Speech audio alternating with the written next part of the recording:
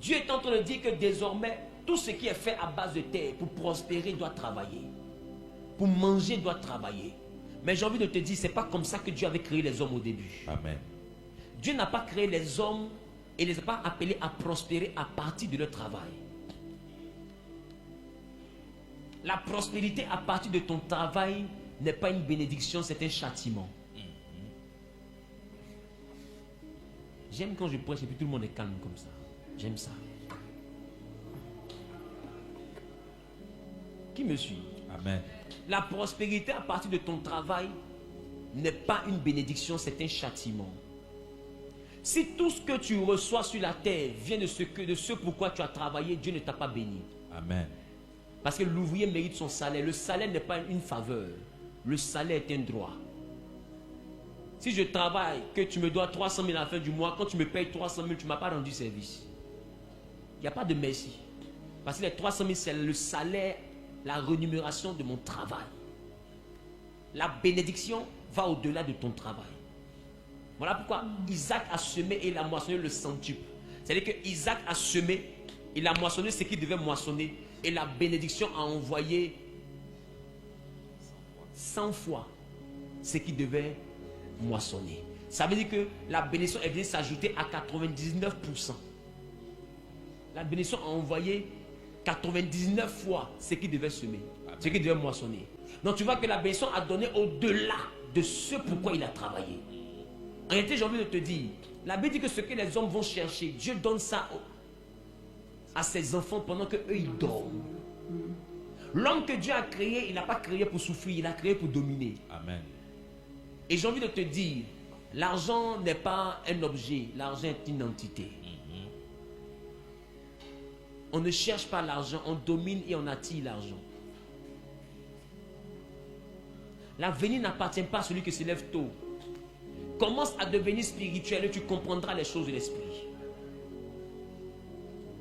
Est-ce que je parle à quelqu'un? Amen. L'argent est une entité. Et j'ai envie de dire à quelqu'un encore. J'ai envie de dire à quelqu'un encore. L'argent que tu cherches, sans obéir au principe, prend la vie.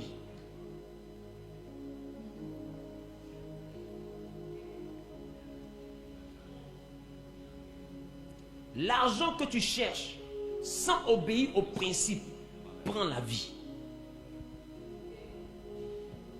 Est-ce que je parle? Amen. Est-ce que je parle? Amen. C'est pourquoi faites attention à ce que vous voulez manipuler qu'on appelle l'argent. L'argent n'est pas pour les enfants. L'argent est pour les hommes et les femmes matures spirituellement. Parce que j'ai envie de te dire, l'argent est un esprit doté d'une volonté.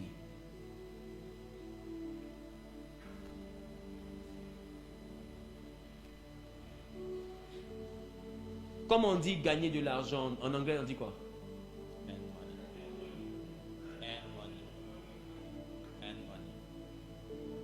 Mais en français on dit quoi? Gagner de l'argent. L'argent là on le gagne. On le gagne.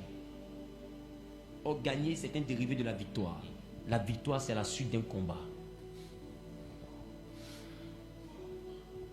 C'est seuls ceux qui ont la capacité de dominer qui peuvent gagner l'argent. Amen. C'est pourquoi prends le temps, remarque. Quand tu n'as pas l'argent, tu as des projets. Mais quand l'argent vient, l'argent prend ta main pour t'envoyer dans une direction que tu n'as pas choisie. Tu remarques que tu as la volonté d'économiser. Mais l'argent est appelé ailleurs. Et l'argent te quitte. Pourquoi? Parce que tu n'arrives pas à maîtriser. Et j'ai envie de te dire, on ne devient pas milliardaire dans la poche, on devient milliardaire dans l'esprit. Amen. Le milliard est une dimension spirituelle. Amen. La richesse est une dimension spirituelle. On remplit un vase par la capacité de ce qu'il peut contenir.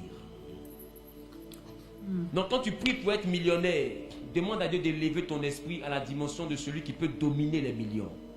Parce que si Dieu te rend millionnaire là, que tu n'as pas la domination sur l'entité qu'on appelle million, cette entité-là va te perdre. Il y en a qui ont salaire 400 000 qui deviennent des fous. Il y en a qui ont juste 10 millions dans leur compte, on ne peut plus les saluer. L'argent, je veux te dire, quand tu pries pour devenir riche, fais attention. Deviens d'abord l'image que Dieu avait créée. Cette image-là peut dominer sur ce que tu recherches. Sinon, ce que tu recherches, ça va te submerger. Ça va t'engloutir. Ça va t'engloutir. L'argent est une force. Je vais te dire, sur cette terre, ce que l'argent ne peut pas résoudre, c'est Dieu seul qui peut résoudre. Amen. Tout ce qui dépasse la capacité de l'argent, il n'y a que Dieu seul qui peut résoudre. Même où tu es assis là, je te dis que ta tête a un prix.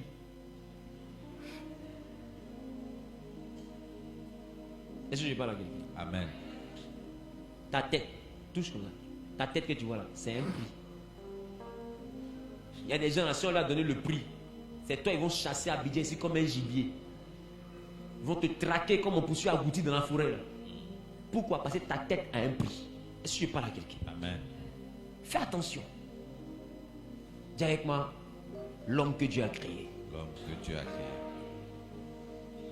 Durant ce jeûne, il faut demander à Dieu d'éveiller tes sens spirituels.